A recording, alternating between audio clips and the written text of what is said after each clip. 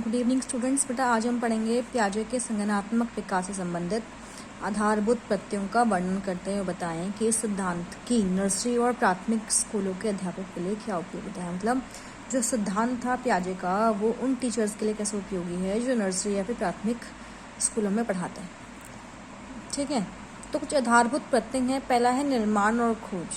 कहते हैं बच्चे उन व्यवहारों और विचारों के समय समय पर खोज और निर्माण करते रहते हैं जिन व्यवहारों और विचारों का उन्होंने कभी पहले प्रत्यय नहीं किया होता। मतलब जिन चीज़ों का पहले कभी इस्तेमाल नहीं किया होता, जिन थॉट्स का इस्तेमाल नहीं किया होता, ठीक है, उन उन उन विचारों का व्यवहारों का टाइम पर वो खोज करते हैं। तो पियाजे का विचार है ज्ञानात्मक विकास केवल नकल न होकर खोज पर आधारित है। मतलब किसी को इमिट करने के बजाय हम जो है उसकी खोज करते हैं। नवीनता या खोज की उद्दीपक अनुक्रिया को सामान्यीकरण के आधार पर नहीं समझाया जा सकता। जैसे कि एक 4 साल का बालक विभिन्न आकार के बालकों को क्रमानुसार लगा देता है, तो यह उसके बौद्धिक वृद्धि की खोज निर्माण से संबंधित है। दूसरा है कार्य क्रिया का अर्जन या प्राप्त करना, एक्विजिशन। कहते हैं कार्य क्रिया का मतलब क्या है कि उस विशिष्ट प्रकार के मानसिक क्रम से इसकी मुख्य विशेषता उत्क्रमणीयता है। प्रत्येक कार्य क्रिया का एक तर्कपूर्ण उद्देश्य होता है। मतलब जैसे एक मिट्टी को चक्र को 2 भाग में तोड़ना या 2 टूटे भागों को पुनः एक पूर्ण चक्र के रूप में जोड़ना एक कार्य क्रिया है। मतलब करके बच्चा सीखता है, लर्निंग बाय डूइंग बच्चा करता है, पियाजे ऐसा कहते हैं। तो पियाजे का विचार है कि जब बालक किशोरावस्था तक नहीं पहुंच जाता तब तक वो अलग अलग विकास अवस्थाओं में अलग अलग वर्ग में कार्य क्रियाओं का अर्जन करता है, मतलब एक्विजिशन करता है, और उनकी एक विकास अवस्था दूसरे पदार्पण के लिए निम्न 2 तथ्य होते हैं। 2 तरह के तथ्य उन्होंने कहा, एक्विजिशन और एडजस्टमेंट्स, एसिमिलेशन और एडजस्टमेंट, मतलब सात्मीकरण और व्यवस्थापन और संतुलन स्थापित करना। तो सात्मीकरण क्या होता है कि बालक में से उपस्थित एक विचार या वस्तु में किसी अन्य विचार या वस्तु का समावेश हो जाना। पियाजे के विचार से तात्पर्य बालक के प्रत्यक्षात्मक गत्यात्मक समन्वय से। दूसरे में क्या कहते हैं कि व्यवस्थापन का मतलब नई वस्तु या विचार के साथ समायोजन करना है, या विचारों या एवं क्रियाओं को नए विचारों और वस्तुओं में विद्यमान करना है। मानसिक वृद्धि में सात्मीकरण और व्यवस्थापन में उपस्थित उत्पन्न तनाव का हल निहित होता है। यह तनाव नई परिस्थितियों में पुरानी अनुक्रियाओं के समय उत्पन्न होते हैं और उस समय उत्पन्न होते हैं जब बालक नई अनुक्रियाओं को नई समस्याओं के समाधान में फिट करता है, जिससे उसका बौद्धिक विकास परिपक्वता की ओर बढ़ सके। इसे हम इस प्रकार व्यवस्थापन संतुलित कहलाता है। कह रहे हैं पियाजे जो है बच्चों के विकास में रुचि रखते हैं। उन्होंने अपने विकास की अवस्थाओं के शैक्षिक उपयोगों को विशेष रूप से नहीं बताया है। अब बहुत से मनोवैज्ञानिक और शिक्षा शास्त्रियों ने उनके संज्ञानात्मक विकास सिद्धांत के उपयोगों संबंध में बताया है कि सभी नर्सरी स्कूल बच्चों के शीघ्र तथ्यात्मक प्रशिक्षण पर अधिक बल देते हैं और आधारभूत प्रशिक्षण के लिए उचित मानसिक संरचना का निर्माण होना आवश्यक है। आनुवांशिकता या परिपक्वता संबंधी कारक अकेले मानसिक विकास की अवस्था का वर्णन करने के लिए पर्याप्त नहीं होते हैं। कहने में ना तो विषय जैसे बालक और ना ही उद्देश्य जैसे पदार्थ पर ही अस्तित्व रखते हैं, बल्कि निर्माण या हस्तांतरण द्वारा बने होते हैं। कहने वियर्ड ने पियाजे के सिद्धांत की नर्सरी और प्राइमरी स्कूल के अध्यापक के लिए कुछ विशेषताएं, कुछ उपयोगिताएं बताई हैं। वो कौन कौन से देखें जरा। कहने वे अवकाश के समय की अवधि में कहानियां, कविताएं और स्वतंत्र क्रियाएं प्रदान कर सकते हैं। अध्यापक शब्दावली के विकास और सभी प्रकार के प्रतीकात्मक प्रस्तुतिकरण को स्वीकृत कर सकते हैं। विद्यालय को अधिक खिलौने के साथ खेल का मैदान करना चाहिए, जिससे कि बच्चे अपनी क्रियाओं को नियंत्रित करना सीख सकें और वस्तुनिष्ठ संबंधों के बारे में कार्यात्मक ज्ञान प्राप्त कर सकें। विद्यालय को कल्पनाशील खेल में उपयोग के लिए निर्माण के लिए अधिक संख्या में खिलौने और उपकरण प्रदान करने चाहिए। अधिक उन्नति करने वाले बालकों को छांटने, वर्गीकृत करने और गिनने के पदार्थ प्रदान करवाने चाहिए। पानी, बालू, ईंट, ड्राइंग मटेरियल और पेंट्स जो कि निर्माण और प्रस्तुतिकरण की भिन्नता के लिए साधन प्रदान करते हैं, उपयोगी होते हैं। घरेलू खिलौने जो कि कल्पना और नाटक के पात्र के अभिनय के खेल को उत्साहित करते हैं, जो वो भी प्रदान करने चाहिए। वियर्ड के अनुसार तथ्य निर्माण योग्यताओं की प्राप्ति उस समय सिंपल होती है जबकि अधिक परिपक्व बच्चों को अधिक संरचनात्मक खेल और क्रियाएं प्रदान की जाती हैं। अधिक उन्नतशील बच्चों को तथ्य और उपयोगिताओं के उपयोग में अभ्यास की आवश्यकता होती है। जब बच्चा किसी क्रिया से जल्दी परिचित हो जाता है तो उसके जल्दी व्याकुल होने की संभावनाएं और परेशानियां बढ़ जाती है। माता पिता को भी शीघ्र करने के लिए उत्साहित नहीं करना चाहिए, बल्कि अधिक से अधिक क्रियाएं प्रदान करनी चाहिए। मतलब जितना बच्चा क्रिया करेगा उतना बच्चा जो है वो विकसित हो पाएगा। आगे देखते हैं आगे क्या है। आगे है बालकों के मानसिक विकास के संबंधित विभिन्न प्रकार की ज्ञानात्मक प्रयोगिताओं का विकास किस प्रकार से होता है, विस्तार पूर्ण हमें बताना है। देखिए भाई क्या कहते हैं इसके अंदर। तो कहना है कि भाई कुछ तरीके हैं जिससे बच्चों को ज्ञान का विकास होता है, ज्ञान की योग्यताओं का विकास होता है। पहला है संवेदन और प्रत्यक्षीकरण।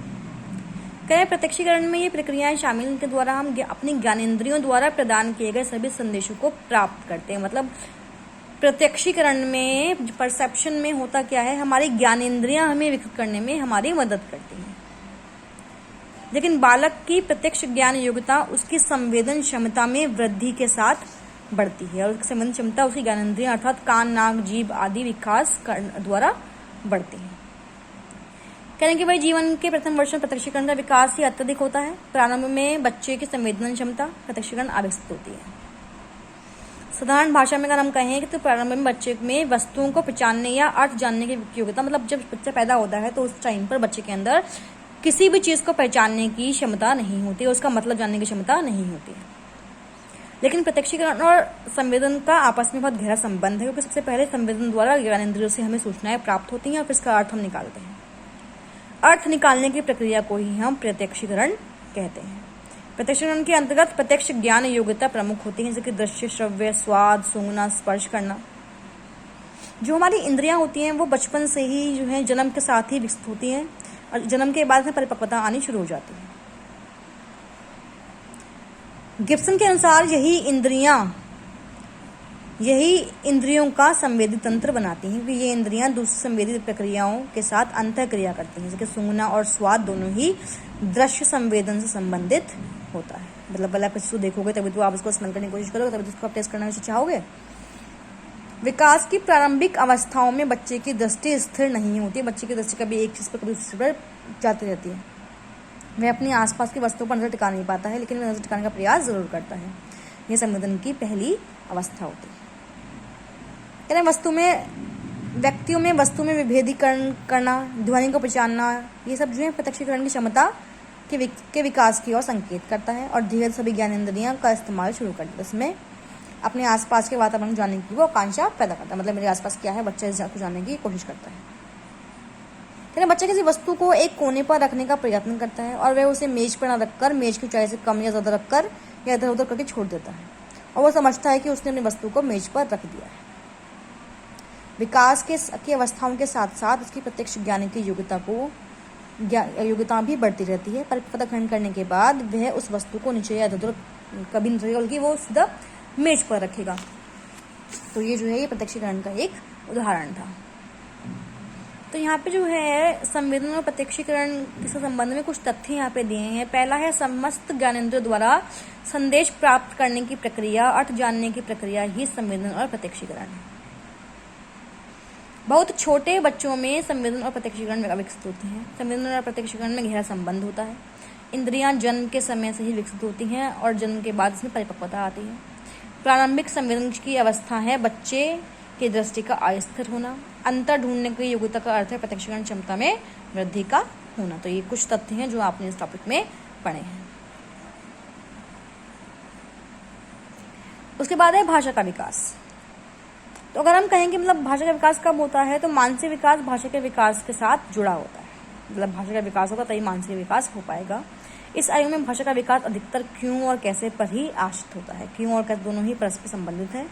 बच्चे वयस्कों की भाषा का अनुकरण ही करते हैं, मतलब जो बड़े बोलते हैं उसको ही वो इमिट करते हैं। जब प्रारंभ में बालक चिल्लाता है या किलकारी से ध्वनि निकालता है। ये किलकारियां बच्चों की इच्छाओं की संकेतक होती हैं। जन्म के बाद पहले वर्ष में बच्चा कुछ सीख जाता है और फिर उसका शब्द भंडार बढ़ने लगता है। भाषा के विकास में अनुकरण का बहुत महत्व होता है। कई बार बच्चों में भाषा संबंधी दोष भी उत्पन्न हो जाता है, तुतलाना, हकलाना। शब्दकोश में वृद्धि होने से उसमें वाक्य निर्माण और अपने भावों को व्यक्त करने की क्षमता में भी वृद्धि होती है। बचपन में कुछ शब्दों के विकास के लेकर किशोरावस्था तक भाषा विकास में परिपक्वता आ जाती है। किशोरों का वातावरण भी भाषाई कौशल के विकास का उत्तरदायी है। बच्चों जो बेहतर सामाजिक, आर्थिक और सांस्कृतिक पृष्ठभूमि से संबंध रखते हैं, उनकी भाषागतता का उत्तम विकास होता है। मतलब अगर आपके आसपास, अगर मान लो भारतीयों में क्या होता है, इंडियंस में, कि अच्छी इंग्लिश बच्चे को सीखनी पड़ती है बाहर से, जन्म से, ये मतलब फैमिली से नहीं आते, क्योंकि हमारा जो वातावरण है उस वातावरण में उस इंग्लिश का इतना प्रयोग होता ही नहीं है। तो अगर लैंग्वेज रिच एनवायरमेंट बच्चे को मिलेगा तो बच्चा उस भाषा में परिपक्व और उत्तम होगा। बुद्धि और भाषाई कौशल भी आपस में संबंधित होते हैं। उच्च बुद्धि स्तर वाले बालकों में भाषाई कौशल भी उच्च स्तर का पाया जाता है। ठीक है,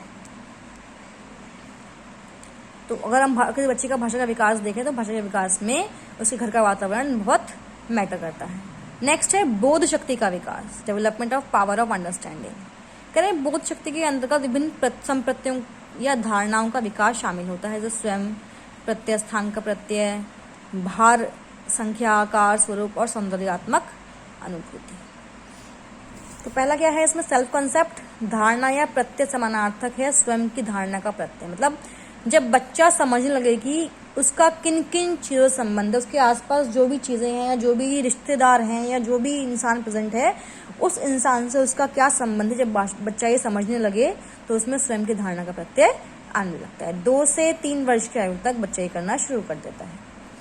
फिर है समय की धारणा का प्रत्यय, कि 4 से 5 वर्षों की आयु तक के जो बच्चे होते हैं वो 2 दिन पहले हुई घटनाओं को जोड़ने का प्रयास करते हैं। इसका मतलब क्या हुआ कि उसमें समय संबंध धारणा विकसित हो गई है। कल, परसों, आज, कल, एक सप्ताह, ये सब बच्चे जानने लगते हैं। स्थान की धारणा का प्रत्यय, मतलब जब बालक के समझना शुरू कर दे कि उसे किसी वस्तु को कहाँ रखना है, कैसे रखना है, कहाँ बैठना है, कहाँ नहीं बैठना है, तो मतलब उसमें स्थान संबंधी धारणा आ रही है। और 2 से 3 के वर्ष के बाद बच्चे में ये शुरू हो जाती है। उसके बाद क्या है, भार की धारणा का प्रत्यय, कि आयु बढ़ने के साथ साथ बच्चों को भार स्पष्ट होने लगता है, कौन सी भारी है, कौन सी हल्की। 4 से 5 साल की उम्र में ही शुरू हो जाती है। संख्याओं का प्रत्यय, कि शुरू में बच्चा जो है संख्याओं से अनभिज्ञ, मतलब बच्चे को संख्या के बारे में पता नहीं होता। 2 से 3 साल की उम्र में बच्चा अपनी उंगलियों को गिनने लगता है, उंगलियों पर गिनने लगता है। आकार का प्रत्यय, कि मानसिक विकास का एक आवश्यक पक्ष है। बालक में आकार संबंधी धारणा का विकास है, किस चीज़ का आकार कैसा है, उसके अंदर उसको व्यवस्थित करना, खिलौने की समझ जो बच्चे में आने लगती है। स्वरूप या प्रत्यय का धारणा, स्वरूप का प्रत्यय या धारणा, कि जब बच्चा किसी त्रिकोण, वृत्त या सीधी लाइन को समझने लगता है तब हम कह सकते हैं कि स्वरूप संबंधी विकास बच्चे में आ रहा है। वो त्रिभुज, वृत्त, रेखा सबको पहचानने लगता है।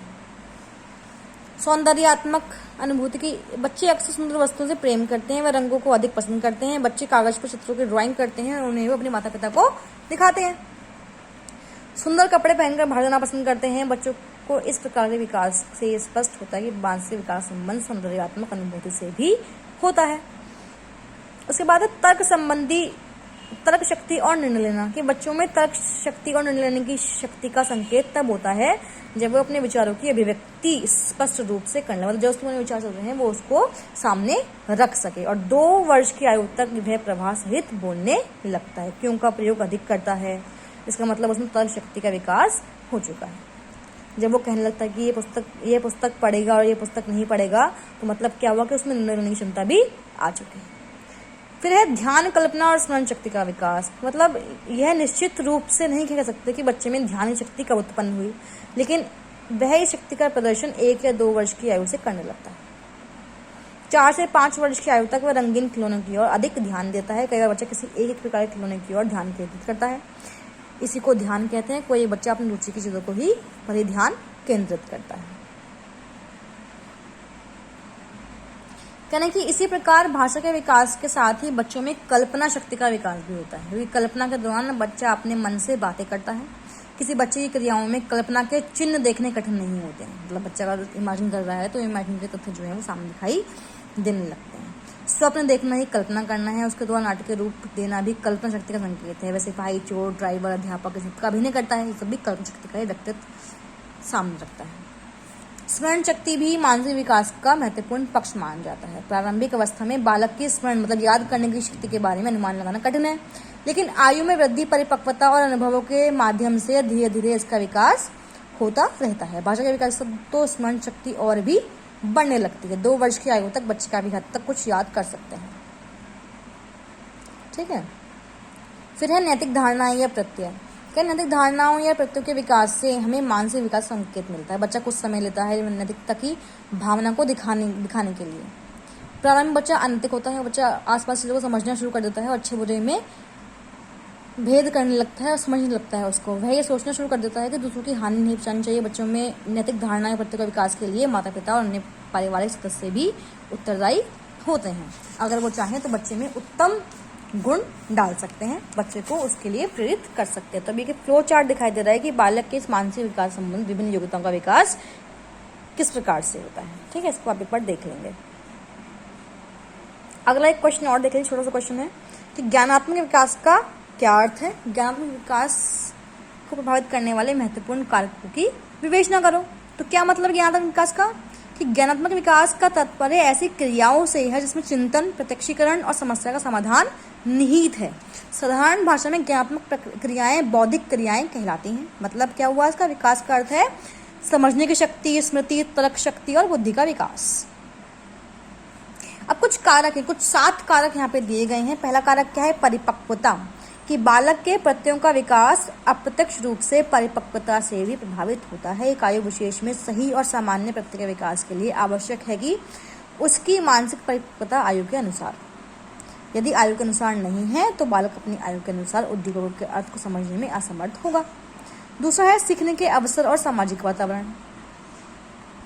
कि प्रत्ययों के विकास की मात्रा और प्रत्यय गुण दोनों ही सीखने के लक्ष्य प्राप्त करना होता है। 3 चरण है इसके। पहला है छात्रों के सम्मुख समस्या इस प्रकार से रखी जाए जिससे उन्हें उत्प्रेरणा हो, अनुमानित हल की खोज या फिर मूल्यांकन और निष्कर्ष निकालना। उसके बाद है ज्ञानात्मक विकास का पर्यावरण का प्रभाव, कि पर्यावरण का प्रभाव क्या होता है। तो पर्यावरण का प्रभाव बहुत अधिक पड़ता है। अनुकूल पर्यावरण का होना बहुत जरूरी होता है। माता पिता का अध्यापकों को बालकों के उचित विकास के लिए अनुकूल वातावरण उपलब्ध कराने के लिए भरसक मतलब जितना हो सके उतना प्रयास करना चाहिए। विद्यालय में बच्चों को ऐसा वातावरण मिले जिसमें उसको ऐसी समस्याओं का हल करने का अभ्यास हो जो सूझबूझ और साहस की मांग करती है।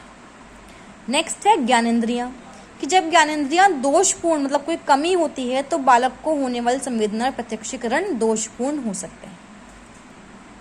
बौद्धिक क्षमताएं, कि बौद्धिक क्षमताओं में बालक की वृद्धि, तर्क, चिंतन, कल्पना और स्मृति आदि योग्यताओं का विकास यदि समान ढंग से नहीं हो तो बालक अपने चारों ओर वातावरण की चीजों को ज्ञान को सामान्य ढंग से अर्जित करेगा। यदि योग्यताएं सामान्य नहीं है तो निश्चय ही बालक गलत प्रत्यक्षीकरण करेगा। उसके बाद तर्क करना, कि उच्च स्तर की ज्ञान क्रिया जो विचारों को संबंधित एवं व्यवस्थित रूप देकर निष्कर्ष तक पहुंचाती हैं, इसमें कुछ नियमों और सिद्धांतों के आधार पर दी गई सामग्री का विश्लेषण और विवेचन करके कुछ परिणाम निकाले जाते हैं, या किसी समस्या का निराकरण। तर्क मतलब रीजनिंग करना, अगर कुछ है तो वो क्यों है, किस प्रकार से है, कैसा हो सकता है, ये सब तर्क करना होता है। नेक्स्ट है चिंतन, कि चिंतन क्या है, ज्ञानात्मक क्रिया है जो प्रत्यक्षीकरण और स्मृति दोनों पर ही निर्भर करती है।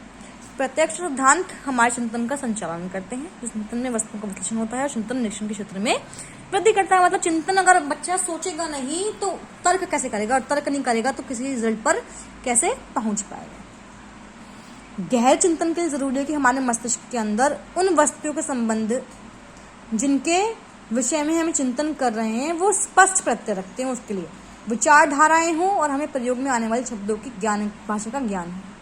पूर्ण और सही प्रत्यय के बिना चिंतन संभव नहीं हो पाता है। तो ये कुछ 7 कारक थे ज्ञानात्मक विकास के जो बहुत ज़रूरी भी हैं। किसी बच्चे के ज्ञान के विकास के लिए इन 7 कारकों का होना बहुत ज़रूरी है। और ये 7 कारक जो है परिपक्वता से ही आते हैं, वक्त के साथ, आयु के साथ बच्चे में दिखने शुरू हो जाते हैं। ठीक है भाई, तो आज हमने 3 क्वेश्चन करने हैं। इन 3 क्वेश्चन को आप आराम से अच्छे से पढ़ लेंगे।